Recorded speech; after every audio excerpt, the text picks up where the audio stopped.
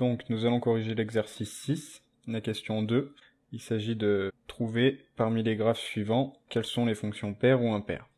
Donc on commence avec le premier. On remarque que si on plie par l'axe des ordonnées, il n'y a pas de symétrie, donc la fonction n'est pas paire.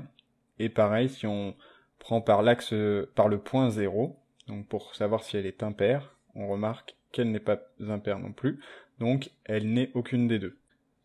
On va faire la deuxième. On remarque que si on plie par l'axe des ordonnées, bon, il n'y a pas de symétrie.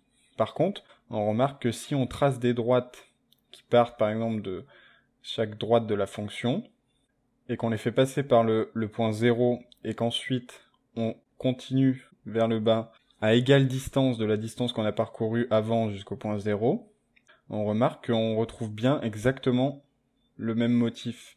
Donc ça signifie qu'elle est impaire. Ensuite, la troisième, si on prend l'axe des ordonnées et qu'on plie, il n'y a toujours pas de symétrie. Ensuite, si on essaye de faire exactement comme on vient de faire avec celle d'avant, qu'on passe par 0, on le voit tout de suite, c'est comme si on prolongeait la droite, donc forcément, elle n'est pas impaire, donc elle est aucune des deux. Ensuite, pour la quatrième, si on plie par l'axe des ordonnées, on remarque que la fonction est paire, puisqu'il y a une symétrie qui est parfaite. Donc, la fonction est paire. Ensuite, pour la numéro 5, celle-là est un peu plus dure, mais déjà, on voit que si on plie par l'axe des ordonnées, il n'y a pas de symétrie.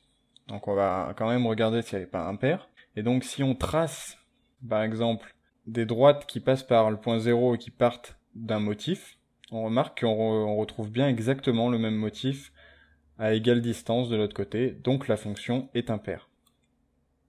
Ensuite, la dernière, donc là, c'est assez simple, on plie par l'axe des ordonnées, on remarque directement que la fonction est paire.